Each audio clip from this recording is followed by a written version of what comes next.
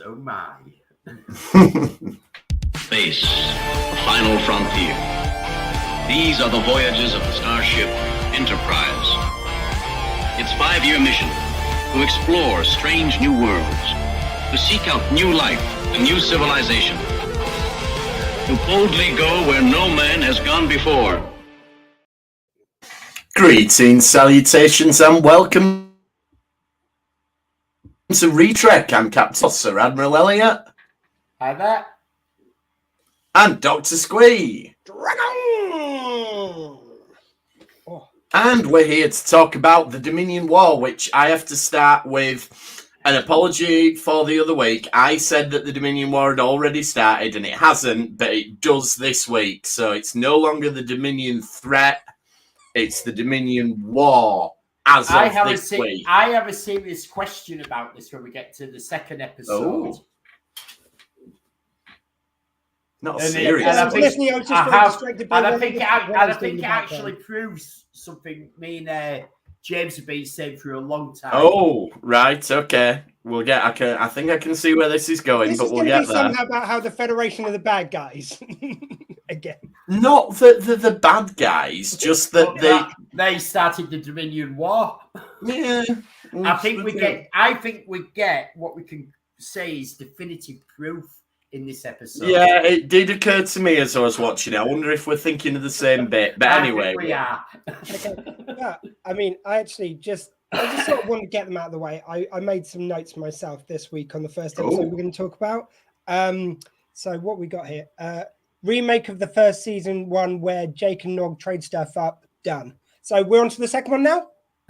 Yeah, but that was a B plot, whereas it gets nicely fleshed out to an A plot in this nicely fleshed out, or does it get... I mean, if anything, the thing which they've added to this is them very uncomfortably going into Lita's room while she's asleep. Yeah, that bit's somewhat dubious. I think this episode is Jim, I know what you mean. I think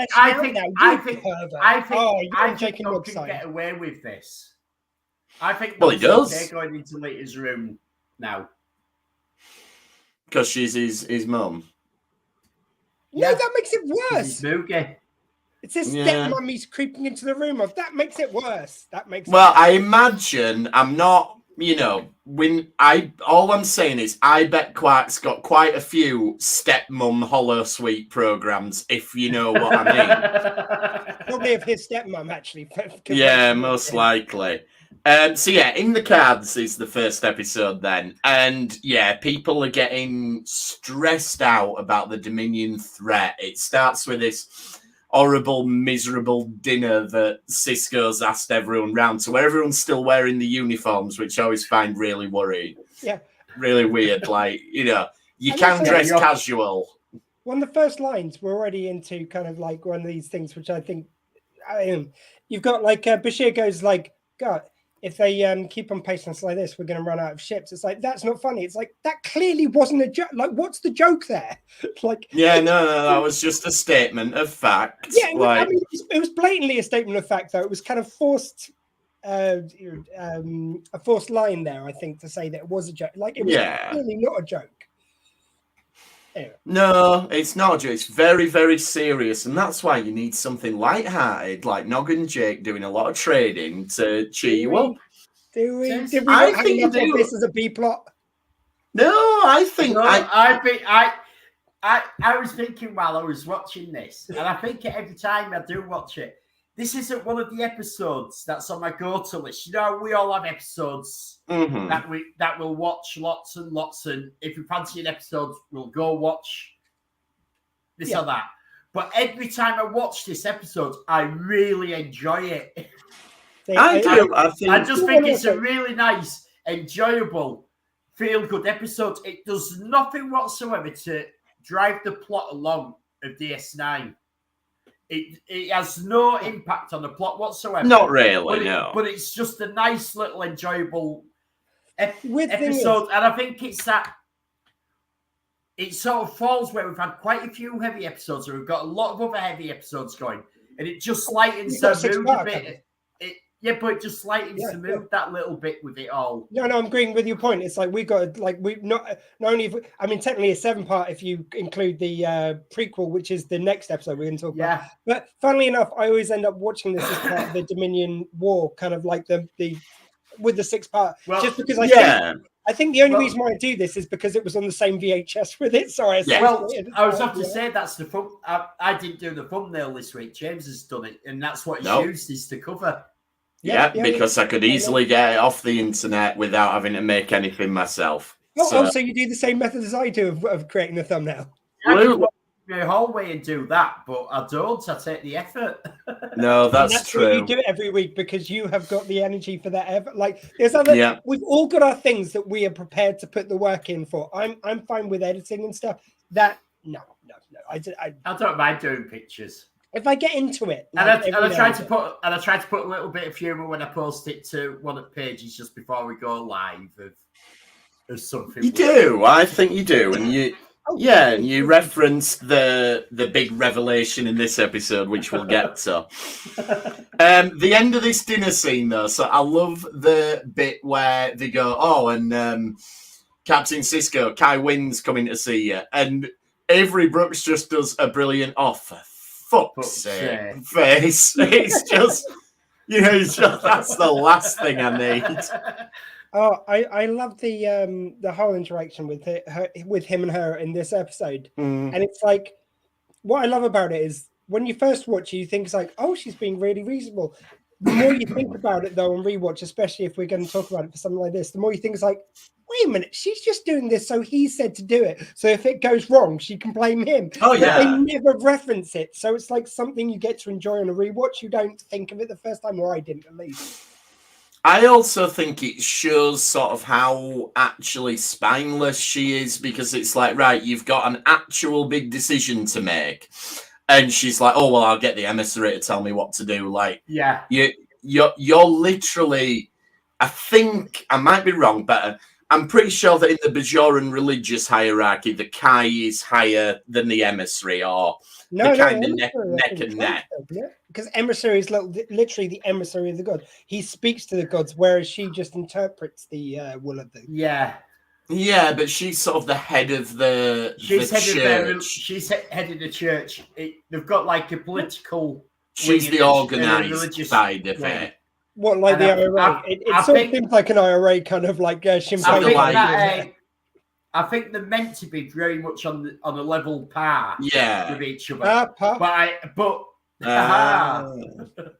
I think because the Bajorans are also religious, the religious sort of order does take precedence. Yeah, but I feel like this is her deferring the decision. Like, I've got a hard decision to make. The emissary can do it.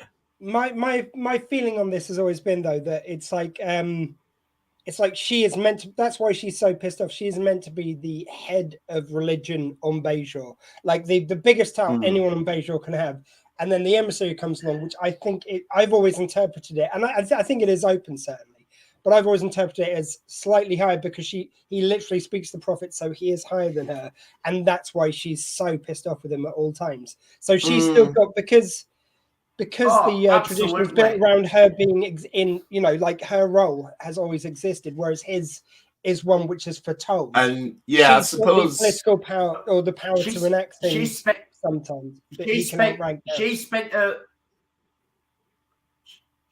her life positioning herself politically to get this position of being the head of the religious order, and along comes this outsider and he outranks her. Yeah, that's what I think it is an outrank thing, but it's like it is definitely open. That's what I was gonna say. Is like the distinction is like the Kai is voted for in a democratic process, unless you rig it like she kind of did. But the emissary is just sort of appointed by God. I suppose it's kind of like we have like the Pope and the Archbishop of Canterbury and all that, and then juxtaposed that you have. In our country, at least, you have the king or the queen who are ostensibly the head of the church, but it's through bloodline rather than any kind of democratic process. Well, I was going to say, I think it's like if if literally God sent back one of the disciples, now there wouldn't be anything legislatively in the Christian religion to account for that. So the Pope would still have all these powers, but if one of the prophets from God literally, said it's like, no, we didn't do that, you'd pretty be outranked. It'd be pretty basic. It'd be like, right, I want you all to do this. So I'm just going to go ask Jesus. To be fair, to be honest, I think you'd find within a month or two when the Christian Church would have had an assassination attempt on him. Probably been very successful with it. Maybe. Not that, mate. Squee is leaving. Okay. Not that, mate. Saying anything bad about the church or anything. No, not at all. We never would. I wouldn't do that. Well, while Squee's out of the room, let's talk about how good the Nog and Jake stuff is, because I like this stuff. I love it. And I like that when it first starts off, you've got this bit where Jake's trying to kind of manipulate Nog into helping him. And the way they sort of frame the shot is you've got Nog in the background, you've got Jake more or less looking at the camera, and he's sort of pulling faces, like clearly, winding Nog up and everything. And it reminds me of, there's a few scenes in Only Fools and Horses where you get Del Boy facing the camera and Rodney's behind him, and you can see Del Boy saying stuff and then pulling a funny face. And I don't know. I would imagine the person who directed this has probably not seen Only Fools and Horses, but the composition of that shot is Michael Dorn directed it. Michael Dorn directed. Maybe Michael Dorn's an Only Fools and Horses fan. Yeah, but the shot composition is very similar. Like, I do like the conversation between Nog and Jay when he finds out about the baseball cards and he wants to bid. And it's sort of like, I need some money. And it's not my fault, like your federation did away with money. Yeah, that's good.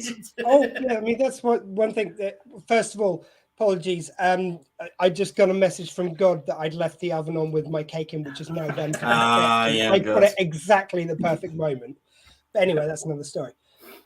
When I was watching this, the reason why I noticed it was Michael Dorn, because I was looking for the credits, because I suspected it might have been Avery Brooks directing this, because if you look at the performance by Lofton, Sirach Lofton? Yeah.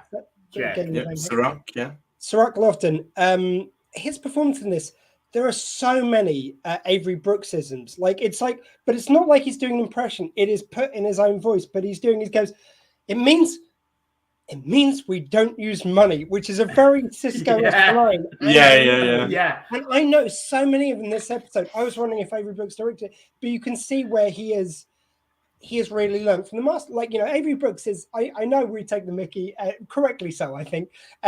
He's got that acting ability of Nicolas Cage. So when he gets it right, he's wonderful. He is such an actor of our time. When he goes batshit, he goes batshit. But he's certainly, from all accounts, a wonderful teacher, and you really see it in this episode. In Sirach's performance, I think it's really good. I love the idea of Avery Brooks directing episodes and just telling everyone to act like him. Like, you need to do it. You need to do it exactly like I would have done it. He looks brilliant with some improvised jazz for an hour and doesn't edit it already. But yeah, it's also. You see, I guess that's the thing. I really like his performance in this, but I think the thing which bugs me about this episode is I really like how Nog progresses through Deep Space Nine, and when he gets into Starfleet uniform, I think he's such a better character. And it's sort of like this rolls him back to kind of goofy Nog, and I know it's fun. A lot of people enjoy it, but for me, I want to see him being badass. I love him in the Magnificent Ferengi. He goes he's being a badass, but he goes I'm still a Ferengi. He still negotiates his pay. I think that was the perfect kind of juxtaposition. Yeah, I think the thing is though, it's like he's still young. It's like you've got Quark winding up as his uncle, sort of like, and I know about the bars of Latinum you keep under your bed, and no, shh, and it's knock your door. It's really nice, yeah. I like this Geiger character then. So They get outbid. Geiger wins the lot with the baseball card, and I like that he talks about the soulless minions of orthodoxy. Like, I think we need a return from the soulless minions of orthodoxy at some point. Also, I love the guy in blue, like the blue guy. Yeah. There's a bit where this guy, just his reaction shot is beautiful. You got Quark goes, it's like sold to the blue guy in the nice shoes, and he goes, yeah. Like it's a brilliant reaction. Like that guy deserves all the awards just for that, and especially when later on in the episode, is it in this episode they get married or is it the next one? That's next episode. Because like next episode, there's one Dabo girl who's the bridesmaid. I'm sorry, but it's awful acting. It's really bad. Like she's just in the background and she was distracting. This guy in blue should have been the bridesmaid as well. I'm telling you. Maybe he should have been, but maybe he gets evacuated from the station. You know, maybe that's why he's not around. Should have been a regular after just this one. Hey. Yeah, and then Cisco meets with William. So this is another reason I think this episode is good to couple with the next one, because you do get these almost like mirror scenes. So you get meetings between Cisco and Wei-Yoon in both episodes, and you get the introduction of this idea of a non-aggression pact, which pays off in the next episode, but it is set up here. So I think it does have a little bit. But more importantly, Geiger has invented a machine that stops you from dying because it stops your cells getting bored. Yeah.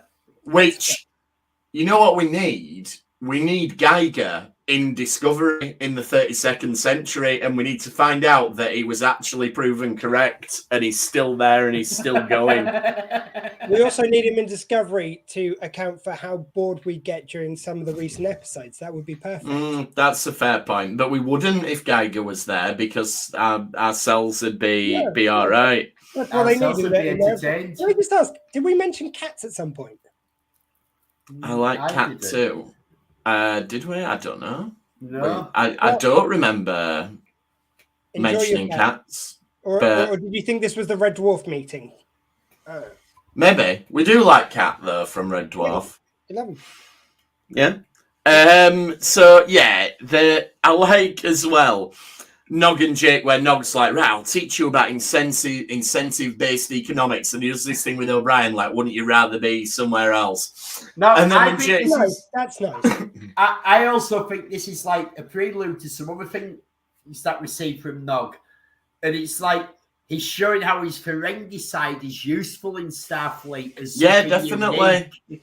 Yeah, I do love it whenever they use, again, like, you know, later on in the Magnificent Ferengi, there's some wonderful examples of how they use his Ferenginess as a tool for Starfleet. And again, he's a better character for me when they incorporate both. So, yeah, I do like this kind of like, of course he's going to be charming, of course he's going to be able to trade, of course he knows the Irish love a good story, which is also another thing to remember. But I must admit, in this episode, I was like, is it this one or the other one where they're going to have some self-stinging stem bolts come into this? Yeah, that's season one. So similar. But I like that episode as well. I do. It's another one that I don't go back and watch, but it's enjoyable when I do watch it. I really enjoy it. See, I have a great fondness for early DS9, and this reminds me of that, because you used to get a lot of Nog and Jake B stories, or C stories even, but yeah, the reason I mention that bit is because I like how Jake then decides, right, I'll do it, watch me, I'll go do the same thing to Gia. It's like, wouldn't you rather be somewhere else? No, absolutely not. This is best place in the world. And it's just like, oh, poor Jake. You know, he picked literally the worst person. It reminds me of this phrase, which is like, he knows the words, but not the tune. So he knows, like, he's just copied exactly what Nog does. Whereas Nog knows he's got to be a bit of like, he's got to slalom through this negotiation. Yeah, he's got to be a bit more organized players. Yeah, not every negotiation is the same.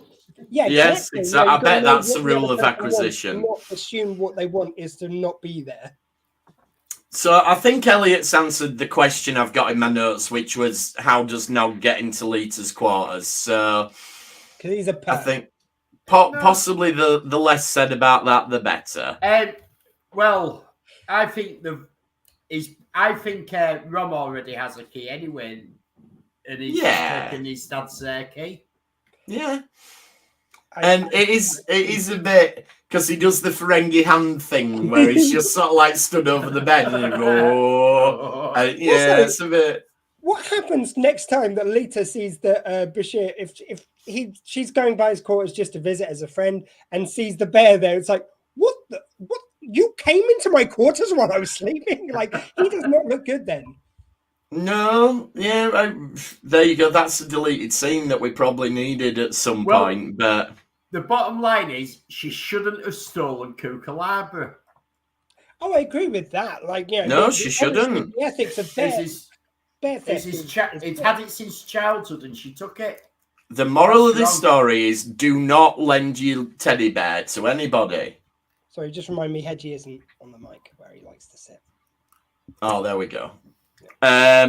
Yeah, so then we get Nog and Jake get a load of side quests to do. So they've got to sort out Worf's opera, they've got to sort out Kira's speech. Yeah, that bit, I must admit, that felt a bit like, well, why are we chucking this into the mix now?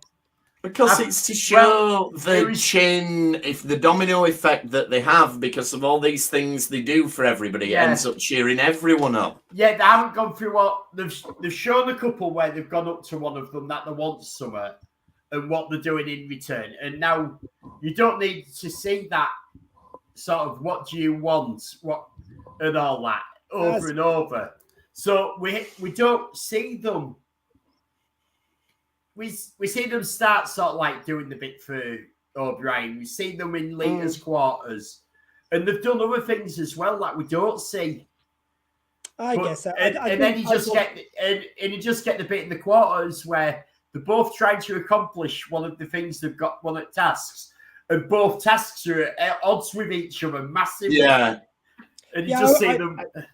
I guess it was just felt like it was tension for the sake of it. I think I would have just had it as a bit of dialogue. Like, it's like, oh, did you do that thing forth? Yeah. Did you do the speech for Kira? Yep, cool. Let's move on. I thought it was quite funny. But then we wouldn't get the hilarious scene. So, and actually, if you can speak Klingon, this is the actual opera that he wrote about their escape from the Dominion prison. I mean, it's not. I don't speak Klingon, but my headcanon is that this is that opera. Actually, that very verse we were hearing was the one about the healer who bound his wounds. Exactly. Yeah. Exactly.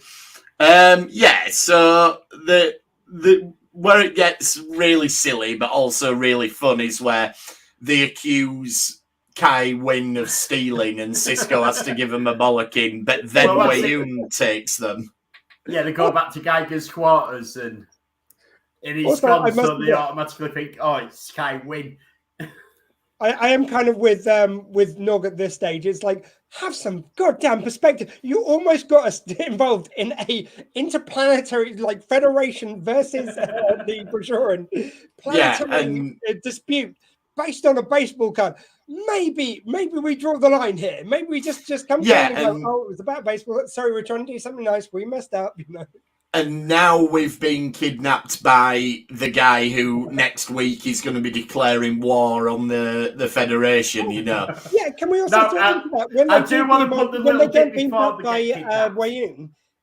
Also, when they're there, the story he tells is like there's time travel involved and they're trying to change history. Like, if nothing else, I would not say that to the the Vorta, or the anyone in the Dominion. Like, you never know what they're going to try and do with time travel. They might kill you just to try and get hold of the time travel device. That's true.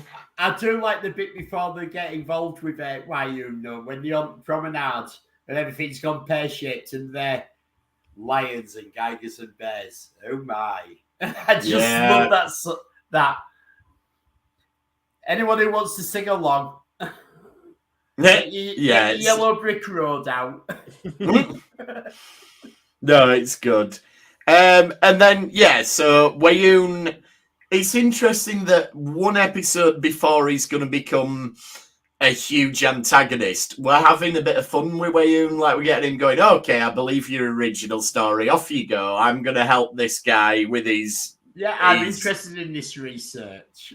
Yeah, I'm going to help him with his machine. But it's just got a lightness of touch to it, and the tone is very throwaway. But there is something. Question, which I was going to ask in the next episode, but I think you might have answered it for me, because the one thing which never kind of like circle which never squared, or square which never circle, whatever the correct phrase is, with Jake staying on the station, I always kind of wondered why, like, you know, surely even though they want to keep Bajorans on hand, like if you've got the emissary's son, you could have done so much to kind of like to compromise Cisco.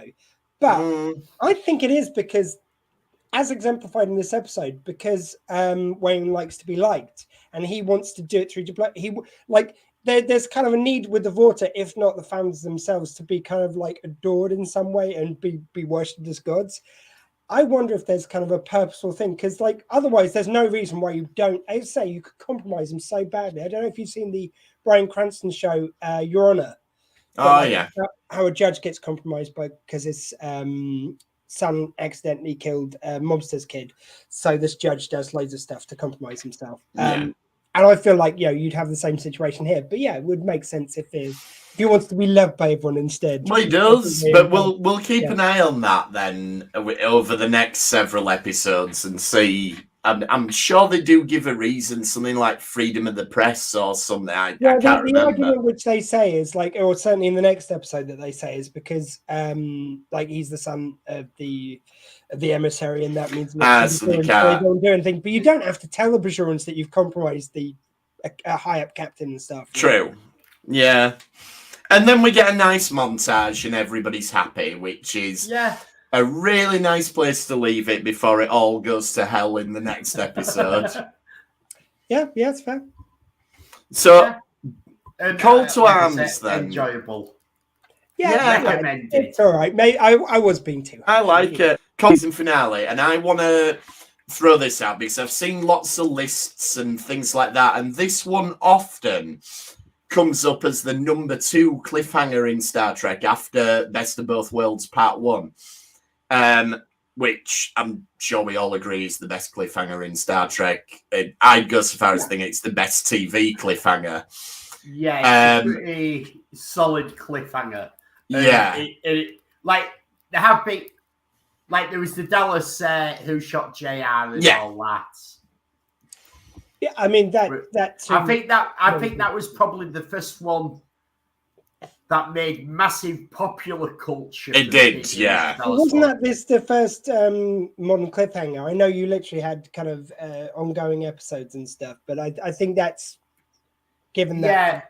Yeah, because people were suddenly walking around in t-shirts and hats and all. Yeah, it was a proper end of season cliffhanger. It was headline news. Yeah, I think Dallas was. I think you're right. I think Dallas was the first time when they had it at the end of a series. Previously, you had to wrap up at the end of the series, whereas they did that, and that led to Best of Both Worlds. I think Dallas is probably the one most remembered by non. In popular culture. It is, but I'm talking artistically. I think Best of Both Worlds is the best one. But the question is this up there? And arguably, this doesn't finish on a cliffhanger as such. Like I've heard this theory. I've heard this theory where there's a difference between a cliffhanger and a game changer. Like a cliffhanger is literally an action that needs to be resolved. So, Mr. Worf, fire. You need an immediate thing to it. Whereas what this does is it reformats the show completely. And to be fair, when it comes back, is several months later. Exactly, that's what I mean. Like it doesn't require an immediate answer, but it drastically changes going forward. If anything, it's a culmination of everything is led up to this moment. They clearly plotted it to come here, and it finishes at the end of that bit of story. Then, like you say, we pick up months later, and it's part of the ongoing plot because it's serialized at this stage, but it's not. I wouldn't say it's a cliffhanger. I wouldn't count it. And it's the first time in Star Trek that at the end of a season, we've done something that completely changes the format of the show to the extent that it will not be resolved in the next episode. And Discovery's done that a few times, like particularly obviously when it went to the future. But at the time, this was revolutionary. Like you never did this with with network shows, with syndicated shows. No. As we've talked about several times, you need the audience to tune in every day or whatever, and the status quo to be more or less the same so they can pick up. But this separates several of the characters from each other. It changes. I know Deep Space Nine or Terra Nor remains the primary location, but its nature changes in this episode. And I don't think this can be classed as a cliffhanger. No, that's what I mean. But it's it's a game changer. Yeah, I think we agree. I think when we watch it back in retrospect, and now we watch it now because we go straight in to the next episode, and it literally is a continuation of things, is where people now think of it as a cliffhanger. Mm. But there was nothing sort of like... No, there's no dun-dun-dun. Dun-dun-dun. Yeah. Dun-dun-dun. Sorry, I didn't want to be the odd one out. Nor should you be. So yeah, Lita and Ron then are looking at these dresses, and I'm with it's Ron on okay. this. Lose the handkerchiefs. Yeah, funny enough, so am I. And actually, I was going to say, as a compliment to Chase Marston, I'm not sure how much it is, but it's like, still to this day, after meeting her at Sci-Fi Weekend, she looks amazing. Like she has She no. does That's look the part amazing. She does. Yeah, absolutely. Don't mean to be. I'm gonna say you weren't saying that to her face, were you? Well, by the way, I was lose the talking to her face. I was talking to her face. Oh, sorry. You meant. Oh, sorry. I thought you meant. Okay, yeah. No, I was talking to her face though. Okay, I see what you did there. I see what you did. Okay. Yeah, and so there's all sorts of stuff going on. You get this sort of foreboding feeling like they're planning a wedding, but they want it doing soon because they know something's coming.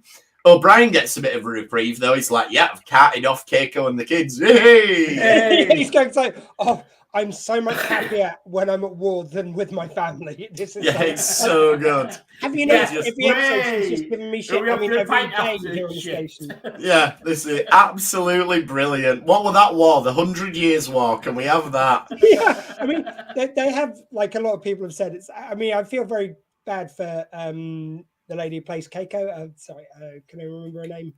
Rosalind Chow. Well, yeah. Rosalind Chow. Amazing actor. Like, actually, I remember going even back to MASH. She was in that for kind of a few seasons. She's great. Wonderful actress.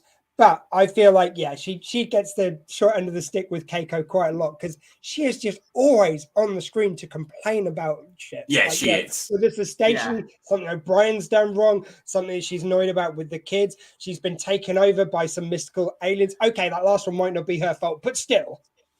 Yeah, but it's one of them where there's a bit of a disconnect between what we're supposed to think about Keiko and what we actually see of Keiko. Like, we're told all the time Keiko's wonderful, and they've got this perfect marriage, and they're so happy.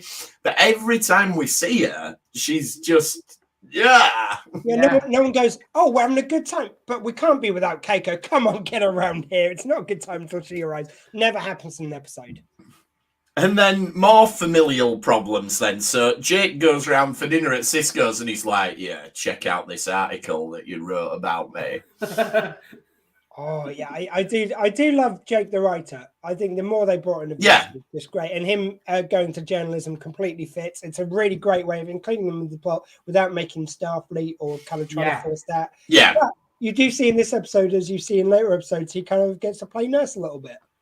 Not like that. Yeah. He gets to be a nurse.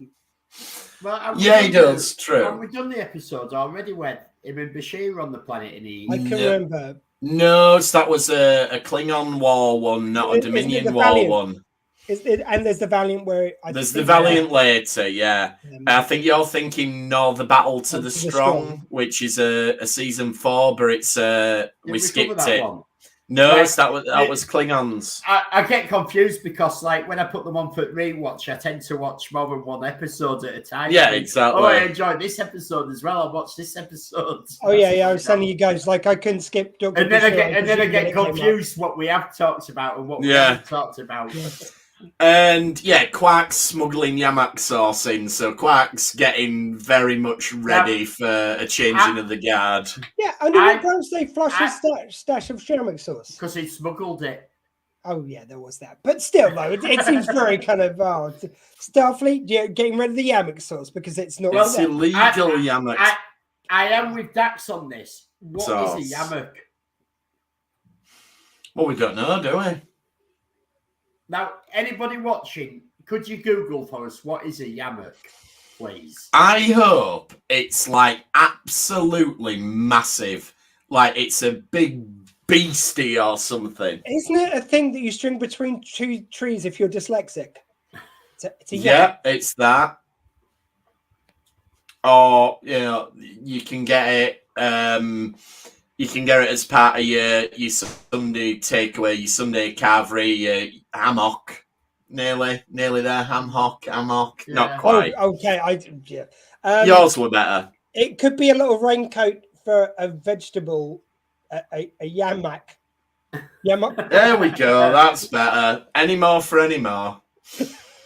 I'm having a clue now. I hope it's this big, massive beast, and the idea that they have to fight. And the milk it and it's green. Yeah, they have to fight this terrifying animal in order to get this sauce that nobody likes. I don't. Maybe it could be tree bark or something like yamak. I don't know. I'm not sure who Facebook user is. Is that Emma or Jodie? No idea. What was the comment? Google didn't help. No. I'll tell you what. I'll go get my Star Trek encyclopedia, but I bet it'll say Yamak sauce, and there's no entry for an actual Yamak. But anyway, maybe it's the brand name. Yeah. Maybe it's like we say HP like Worcester sauce. Yeah. Like Worcestershire. Yeah, maybe that's what it is. Anyway, we'll find out. Egg which is thieved from a little child on Kardashian. Yeah, that will become the retrek quest, is that we will find out what a Yamak is. Anyway, so the first one of these days, Emma, will teach you how to use your name. You got to give permissions to Facebook or StreamYard. Yeah, if you so choose, which is completely safe to do in case anyone wants to. But yeah, they're not nick my money. Anyway, so. Yeah, the first sort of sign that things are getting interesting is that the Romulans actually signed a non-aggression pact, even though the Romulans turned up for the fight a few weeks ago. But they're the first major power in the Alpha Quadrant to effectively say, no, we're sitting it out. Have we decided the Kardashians are not a major power? Well, not now. It's the part of the Dominion now. Although I you just hear Worf under his breath at the back going, "Yeah, bloody Romulans, of course they did." Yeah. Look, Worf, we've told you about this racism towards Romulans on the ops. Well, he's justified, I think. Worf. Yeah, he's got reasons. It'd be nice if we got a scene with Worf and O'Brien having a pint, arguing over whether the Cardassians or the Romulans are worse. Yeah. That'd be quite good. Like, but anyway. And Starfleet. They argue over who helped who out, who got the other one out of danger, who owes one. Yeah. So Starfleet can't send any reinforcements, and this is sort of a bit of a pointless plot thread, really, because it's set up like, they're doing something really important, and then they're just like, oh, don't worry, lads. Yeah, we've been invaded, but don't worry, we did something off screen. It's all good. I mean, it is a nice way of servicing. I was in two minds about this, but the later scene where they go, thanks to a Klingon Federation task force, we managed to do this, that, and the other. So it means you can forward the whole war plot along. You add some extra stakes to it. I get what you're saying, but it's like, I know. The war exists outside of Deep Space Nine, so that's exactly. You would think this was a fairly major battleground, though. Yeah, but I know what they did, and this is my serious question now, and I think this definitively proves the Federation started this war, because you have who fired first, and at the start of this, the Federation are off on a special mission. We've seen the Dominion fleets coming in, heading towards Cardassia, but that's all they have done. And the Federation's response is, we will get with the Klingons, and we'll put together this massive task force, and we'll fly into Cardassian space, and we will blow up this massive shipyard and loads of ships and all that. And this happened as the Cardassians got to DS9. The Federation started the war. No, I have a counterpoint to this. When a mere handful of ships had gone through the wormhole, the Dominion took against the Federation, were firing on their ships in their space. Now, they've just put through Bajoran space, they've sent a flotilla of many different Dominion ships. So I think this is commensurate to that. But I also think, space, and also is it Federation space. Well, no, but they had to go through Bajoran space to get that. And also, true. You could also say it's a fairly heavy sign regression to send that many ships through the wormhole. Unless you're planning. It is a heavy sign. Yeah, it is. It is a heavy sign of aggression. But it's who fired first. Because at the moment, it's a Dominion threat. And this episode, it turns into the Dominion war. And so you have a definitive episode where it becomes a Dominion war with this one. And who fired first? Yeah, okay. And this is not a rewriting stuff like George did with fucking Han. This is straight up the Federation shot first. No, but they didn't, because all the ships from the Federation who'd gone through the wormhole and got fired upon in their space, they shot first. Did the Federation ever fire on a Dominion ship before they were fired on? But that wasn't the what. Anyway, doesn't matter. I'm going to play that game of it does matter because this is the definitive point. This episode between the Dominion and the Dominion War. Because the bit I was thinking about was the conversation between Wayoon and Cisco. Like, Cisco goes, "Oh, as soon as he said it, I knew he was," and it's like, yeah, okay, Cisco, but technically what he did say was that they would only send medical and thingy, and then, you came out of the meeting and went, right, we're going to have a war. And like, that's really not what he said. I will give you that. That one I think is a more compelling argument, but I was going to say, to put it in terms of, we often make parallels between current wars here, such as the war in Ukraine. I would say, if Putin started acting as militarily aggressive as this, I think that then we would take action. Okay, we can't fire then because the nuke thing, but no, I agree. I think I don't think the Federation do anything wrong in this bit. I think it goes all the way back to season 3 when the Dominion said, "Look, we don't want you in our territory," and they went, "Fuck it, we're going anyway." But it's not just their territory. We're going to colonize some planets while we're there. We're not just going to send ships now. Well, the Dominion have colonized the whole of that quadrant, trying to take over. But that's now to do with us. Oh, okay. That's them. Now we're going back to the Iraq War. We've covered it over and over. No, the Dominion haven't got any oil. Actually, they have. They've got all the changelings. That's all they have got is the oil. They've got no weapons of mass destruction, though. But anyway. No, they did Iraq, but that didn't stop us. Yeah, exactly. So they're going to do all these mines. And I love the bit with Rom where he's sort of stressing about the wedding and then his brain will just shoot off and come up with this brilliant engineering solution. And then it'll go back to the wedding again. And then back to them, O'Brien being really serious about what they've got to do. They're going, are you paying attention? Yeah. Mines, small, cloaked. You've got to be self-replicating. Yeah. Which I kind of wish they didn't. Again, I love it when they do this with Rom. I wish they'd had this side to him early. They really played him so large earlier on. I love it. I think I just love it when the characters manage to kind of manage to progress like this, Rom, sorry. I've got an answer for this. Nog, sorry, Nog. Sorry, that's distracting me. That's why I can't bloody finish my sentence. Get off the screen. There you go. Stop doing that in the middle of my bloody sentences. You never do it when you're talking, do you? No. Anyway, Rom, Nog, Bashir. I do love it when they have these moments of kind of actually making them more than they originally were.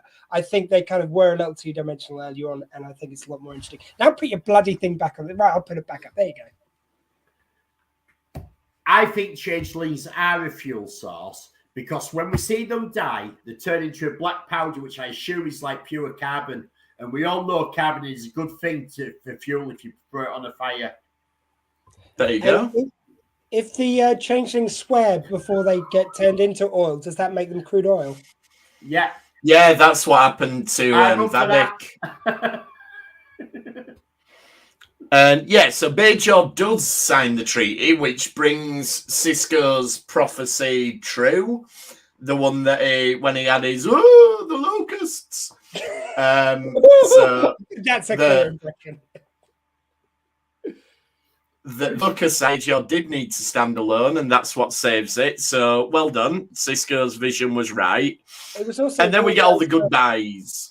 I did also like the fact that it meant that Kai Wynn could then throw it back in his face. It's like he goes, well, because Bajor isn't signed up. It's like, oh yeah, whose fault is that? It's like, all right, okay, yeah, I might have said that. Yeah, it did. But it was right because Bajor being so close to the Dominion here, it'd have been absolutely knackered if they joined. Yeah, they would.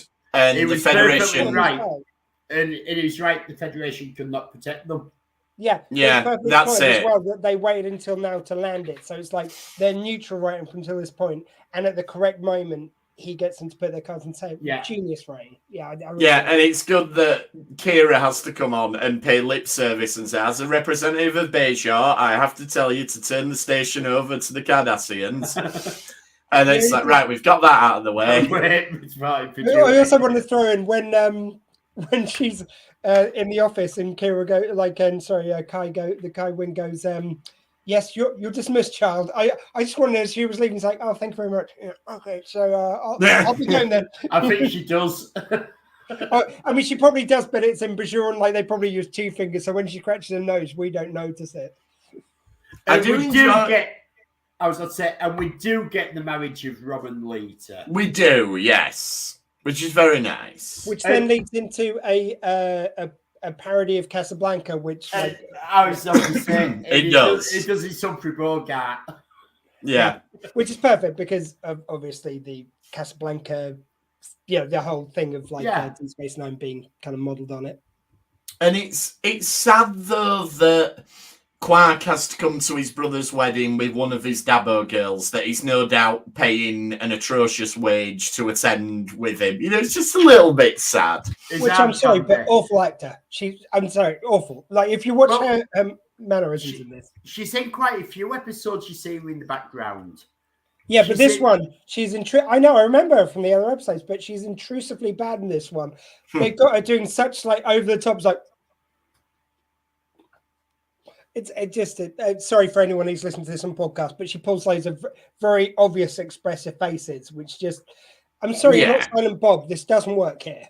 And then there's all these prepping for war moments. Like you've got Jake in the infirmary getting ready. You've got Rom going in as a spy. Can I just tag up on the Jake bit? I love this because this is, again, it's another wonderful moment where it's like a cool Bashir, where he goes just make sure you spell my name out. It's with an I. It's like it just as opposed to.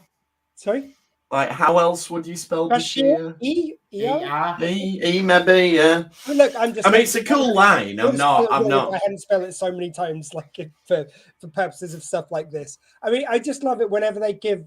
It feels like it's an early nod to what he gets to do on the holodeck with Dr. Bashir, like the secret agent. Yeah, it's great. He's definitely playing it cool as well when he gets to do it. And you get a nice bit between Rom and Quark. Yes. You've had Quark at the wedding, worst wedding I've ever been to.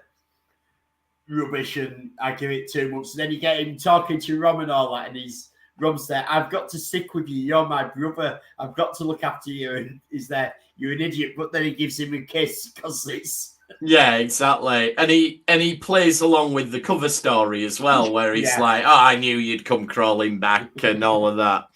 Oh, my brother, I shall come and work for you now. Yeah. And then with Weyoun and Dukat, I like that we're already building this tension between them now, because Ducat's like, well, I want to retake Bajor and I'm all about getting my station back. Whereas Weyoun's like, no, you work for the Dominion now, and the Dominion's priorities you are part of the Dominion. Yeah, exactly. Whereas you can see that already this deal isn't quite what Ducat wanted it to be. I think he wanted the power of the Dominion behind him, but he wanted to be in charge, and he's not. Yeah, because he does that line, which is like, I'm sorry, but what dick, like, what idiot, like, he's there going, it's like, well, I didn't agree to that. It's like, as a member of the Dominion, you did. It's like, yep, sure, I'm doing that. Yep. It like, you really cowered so quickly. And also, I noticed in this scene, I don't know how much we've seen Damar prior to this, but like a couple of lines from Damar just thrown in there. Yeah, he's building up. We're getting a little bit more of Damar every time, which is great. This is what Star Trek's always done so well, is building up characters. Like I've said before, like with O'Brien, he started off as basically an extra. He was in the first episode of Encounter Farpoint, became a major player. Like it's really, I love that. You know, they see talent, they recognize it, and they write to it when they see it. Yeah, absolutely. Yeah, so there's all this great stuff with Ducat and Weyoun, and then we've got Martok turns up, and this is one of these lines that, like we talked about in Picard, there were a few dubious lines. So Martok makes the save, and it's great, and the battle looks amazing, and Dax says, "Who says there's never a Klingon around when you need one?" No one's ever said that. And also, you've got Klingons who've been at the station for ages. Why are you so surprised at seeing one right now? Yeah, but she says it as though it's a well-known phrase or something. And let's bear in mind that he hasn't just in this battle. He's sort of like, right, the Dominion are coming, and he's hightailed it back, and he's got back, and he's been told, "Go guard the Defiant." And he's cloaked. So he's already. So why is she shocked when he's being ordered to guard them? That he guards them. Yeah, and also his response as well is just wonderful. It's like, oh, how are we going to end the scene? Just have him laughing a bit. He gives the most hoary old Klingon laugh that, like, it goes almost Sid James is like. I think it's a pity laugh. I think that's why it's not, because I think he's just like, fuck you talking about, Dax? Yeah, whatever. No, that laugh says, if I didn't want to rail you so much, and the fact that you used to be a mighty warrior is no small part of that, then I would not be laughing at this. That's what that laugh is. It's a fun laugh because you want to impress a pretty girl who's also a kick-ass warrior. I shouldn't say she used to be, but I'm just saying with Dax's history, it adds to her. I think it's the ultimate, like, for a Klingon, to have a warrior reborn into a sexy young body. Oh God, like nothing is more of a turn on to them, surely. And I'm not saying pretty young girl, pretty young body, like any gender. I think the Klingons would just if there were a mighty warrior who was young and attractive enough, they wouldn't be so terribly smutty joke there, but I won't. I'll tell you it after. Anyway, we do get a lovely battle here, though. Like, DS9, we had Wave the Warrior, and we had loads of Klingon ships, and now they're doing loads of Dominion and Cardassian. And you can see the building up that prior to DS9, when you had a big space battle, you might have 3 or 4 ships. Yeah, if that. Return of the Jedi won an Oscar, I think it was, for the effects. And it was 36 ships are in that effect. They all go on about. And here we're building up to hundreds of ships and shots. It's just and while we're talking about this was in the 90s, and they managed to show that much of the ship in the 90s. In the 90s. Are you listening to Discovery? Yeah, you've got one more series to go. Just watch that, and like even if you just read it, you don't even have to get up to Picard levels, which would be amazing. But even if you just copied 90s level Star Trek of ships. To be fair, and it is purely because I've watched DS9 that many times, you can see where they're reusing footage from other episodes. Like there's a bit where the Defiant will move one way, and it's like, we took that from there. Then there's a bit with the pan over of the station. We've took that from there, but we've overlaid the Dominion. It's I'm not slagging it off. No. It's incredibly well done, and you have to work within your budget. With all that, it's still better than Discovery. That's my point, though. Yeah. Like, they reuse shots, and they still beat Discovery. Like, you've also got to look at the budgets that they had back in these days for the shows. So you had they're trying to do a massive thing. They're trying to do movie style effects in DS9 on a TV budget of the day. You have to reuse shots, and they used to use all sorts of tricks because they used to mirror shots and stuff. Yeah. So it's reversed and stuff. And in all fairness, I'm not being fair to Discovery. Everyone knows in the 29th century they have a massive subspace event, which makes it impossible to show ships properly. Wait, what were you saying? They've lost HD camera technology by the like a subspace anomaly knocked out the HD cameras or 4K, and What is it? That's what the burn did as well. We just did a sick burn on you, Discovery. Is it 4:1 ratio TV used to be at? Oh, 4:3, yeah. 4:3, yeah. We're back to 4:3 ratio in the 29th century. I mean, it's not even up to the 60s model shots. Oh, no, I mean, you're right, but... Anyway, to be fair, Discovery. I bought myself the Blake 7 box set. Yes. And I've been watching that because I've just I've got a video coming out soon of the unboxing of the model, and I couldn't resist buying the series to watch. And some of the close-ups of the models on Blake 7 are better than Discovery for clarity. I'll borrow that off you when you're done with it. No, need to watch Blake 7. Anyway. What's that? We start getting all the stuff then. So Worf and Dax are going to get married, which is very nice.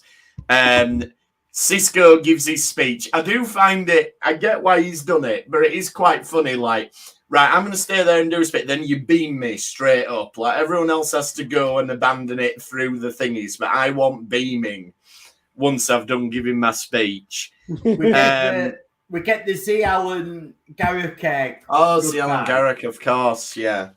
And she kisses him. And this explains why they had to change the actress so often to do this story between her and Garrick. Because if you had the original actress, the little girl, this would be a very awkward scene. I mean, it would. With the age difference, it's still a little bit. It's still, but she's now a grown adult. But when we first see her, she's a little girl still. And so that the age, I think, about 10 years in 2 seasons. Well, much like the children of Klingons, as we found out through of course, they age drastically when the plot demands it. But yeah, I do love what I loved about that scene though is you've got that kind of like nice speech he gives. It's when she hugs him, and there's a look on his face which is like, you got to remember this guy's been through war, he's been through torture, both sides of it. He's been through so much, but like he's got this shocked look on his face. Like, I can compliment him the evilest things you've ever thought of, but a hug from a young lady who I love, that's what throws me. And I kind of love that. Yeah, well, that's it. I always thought this look was like, I wish you were Bashir. Well, it's all in the book, you know. It's like, I wish you were Bashir, and yeah, like the thought of Bashir hugging him gives that shocked look in his face, like, oh my god, to enjoy love after all this time of war. That's it. I think it's that he can't comprehend why she's that into him. Like somebody actually feels kind to him. Yeah, somebody loves him for him and not trying to get anything out of it.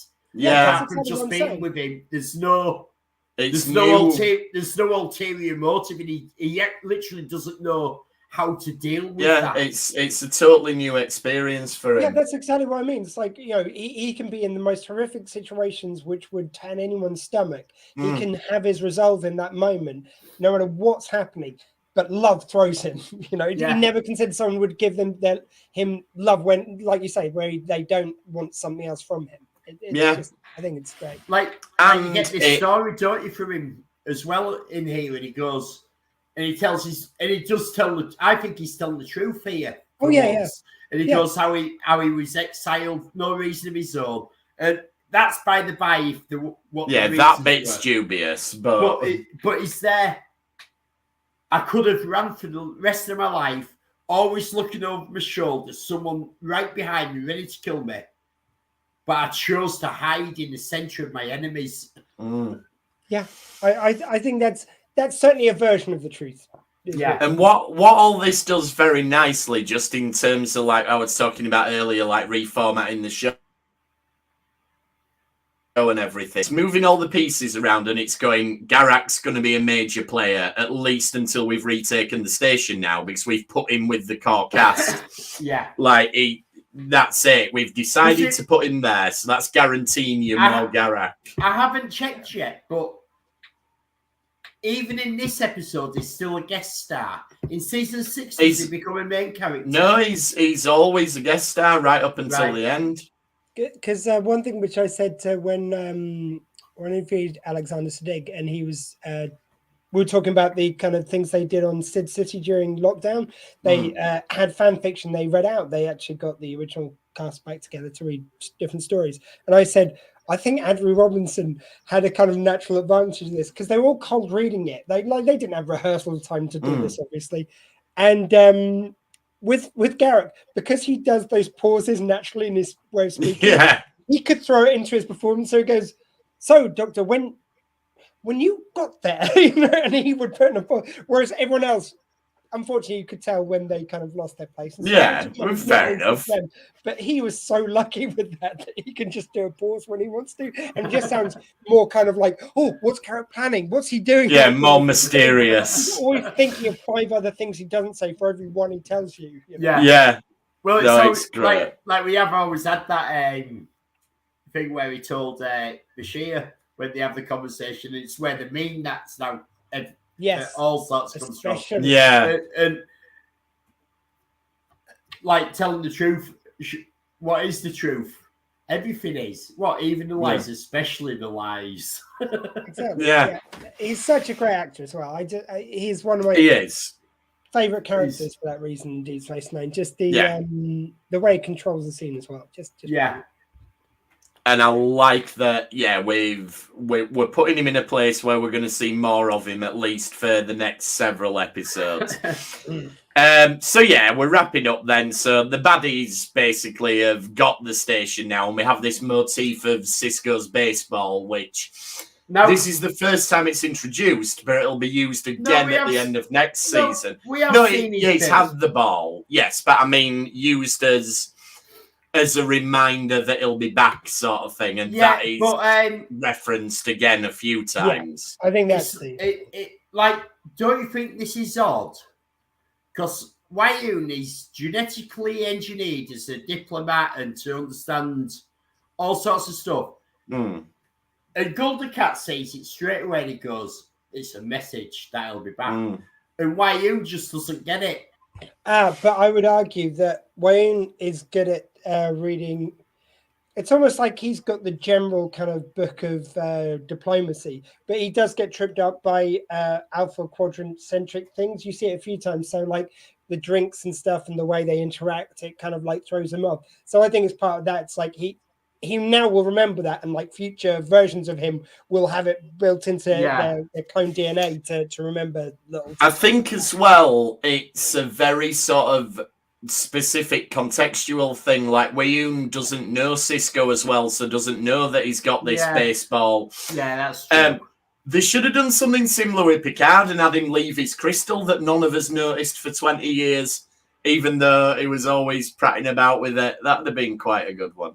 I mean, the thing which I always thought was like, I did love that on Next Generation, you always had Picard's ready room was always evolving. You always had new stuff arriving there. You sort of did it a little bit, like Sisko had the baseball to begin with, and he has the clock, which after it's built that in the first series was. I wish they did more of that in the other shows, like, because it would, it's nice whenever you go into that room to, like, even though it's so subtle, it doesn't ruin the fact that you could watch any episode out of order. Yeah, when you have the time, but it must be series 6 because they put that in the ready room. When you have a major episode and all that, you and the captain gets a memento from it. It's then forever put in his ready room. Janeway could have had a terrarium with her kids in. There's something like that. Yeah, she could have done that. She could have kept She couldn't have kept have had that with her kids because she abandoned them. No, but she wouldn't have had to if they'd done this. That's what I'm saying, you know. And by the way, happy Mother's Day to all the Americans who were celebrating last week. That's our little nod to it. Yeah. And then the final shot of the episode, then, which the producers did say they actually regretted later. But it's this brilliant shot where the Defiant flies up and we got this huge big fleet. What's that Martok ship called? The Rataran. Rataran. Yeah, Defiant and Rataran join up. Yeah. Sorry, the Saucy Susan was his previous command. Sorry, my mistake. Why did they regret that? I thought it was... Because the way it's filmed, the fleet are coming towards the camera. So it makes it look like the Defiant's going to join a fleet, which a lot of people interpreted that as this fleet's on its way back to retake Deep Space Nine. Oh, okay. And which takes us back why a lot of people think it's a cliffhanger. Yeah. Right. I guess the reason why I never read like it has an ending that's a cliffhanger, but season 6 doesn't pick up on that. The end time jump. It wasn't meant to imply that. It was meant to imply that they were just regrouping with the fleet. But it's how it's viewed. But yeah, it makes it look more direct, kind of thing. Of the episode. You see, what they don't know is the rest of the fleet were just off the meeting point. Like, you know, they hadn't quite got there. They stopped a second afterwards. I think the thing is, probably I did read it like that first time I watched it, but I've watched these episodes so many times that I don't notice anymore. But that is why, and it takes us back to what we were saying earlier about is it a cliffhanger or isn't it a cliffhanger? But that's why it's viewed as a cliffhanger, because it has a cliffhanger ending, but it doesn't pay off a cliffhanger in the next episode 1 or anything. We'll talk about it next week because the first shot of season 6 directly mirrors this one. So, and it's a deliberate response to it. So we will touch on that next week. That George Lucas did pop up at this stage and go, "Hey guys, you know you could just reshoot this and refilm it." No, we're not doing that. That's for you. We do not do that here in Star Trek. And that's why Starfleet still shot first and not the Dominion, because we don't reshoot. I will give you that one. That's it. And speaking of George Lucas, Disney Plus have just announced that they're getting the complete Indiana Jones collection, which includes the Young Indiana Jones Chronicles TV show. But which version are we getting? Are we getting the broadcast version? Are we getting the George Lucas fanning about with it the first time version? Or are we getting the George Lucas really fanning about with it version? Fanning about with the Chronicles? Oh, yes. Oh, I didn't know that. Yes, he re-edited it into 20 movies, which he then called chapters. And he released it on a VHS collection. Indiana Jones Chapter 13, The Phantom Train of Doom. I know that because they knew it wasn't going to sell. No, you got it free if you bought the trilogy on VHS. They gave you one of the Young Indiana Jones Chronicle movies for free to try and get you hooked on buying all the chapters.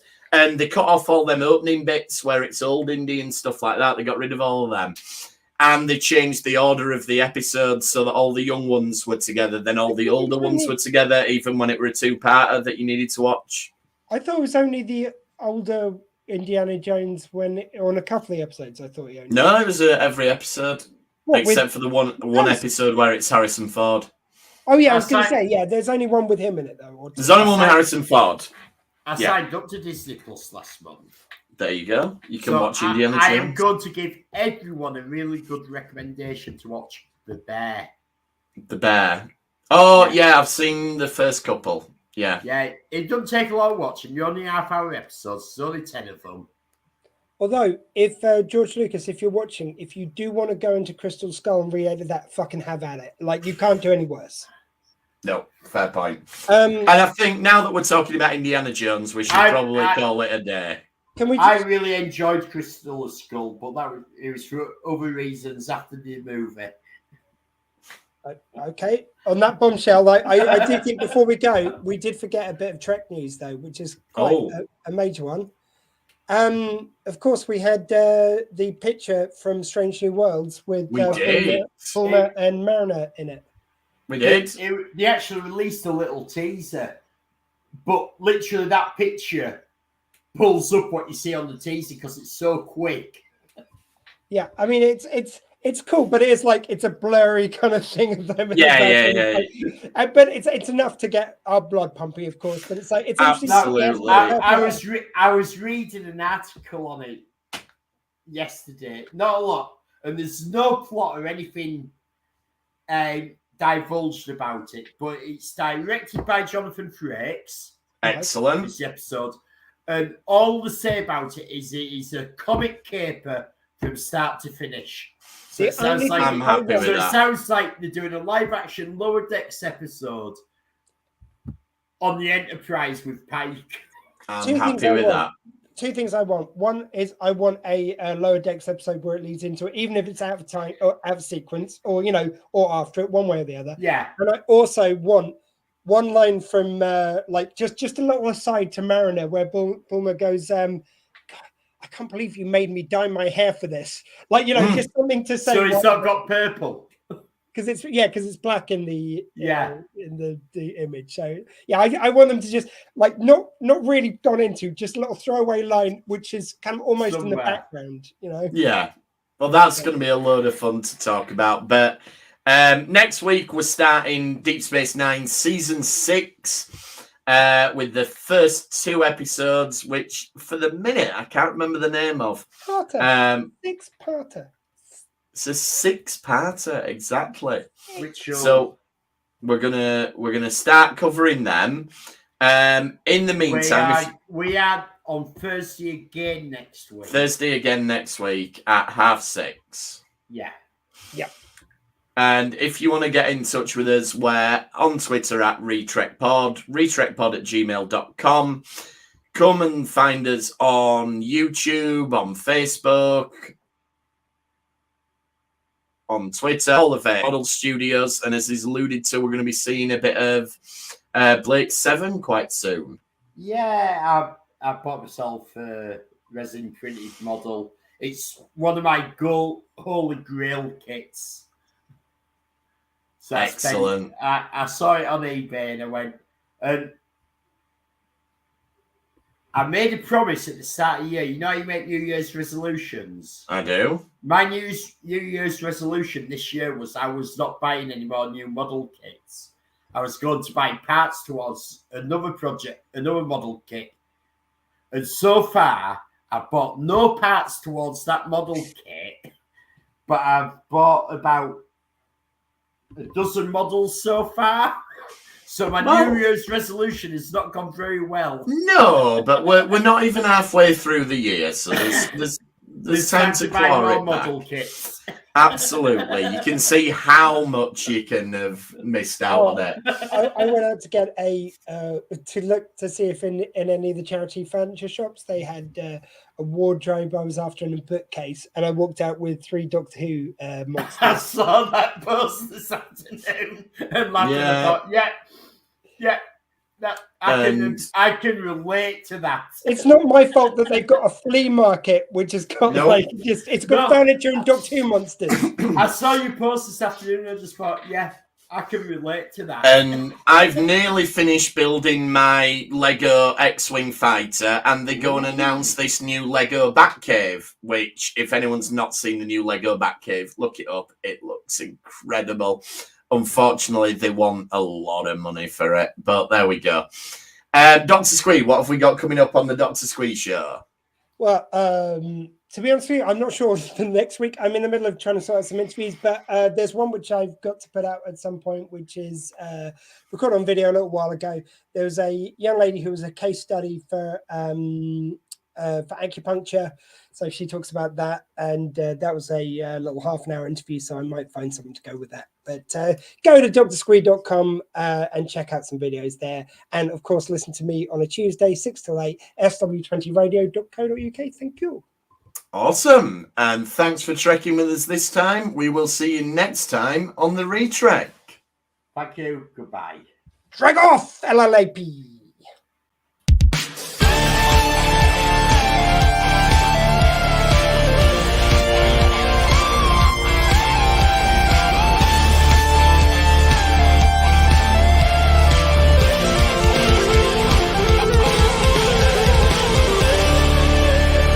Fascinating.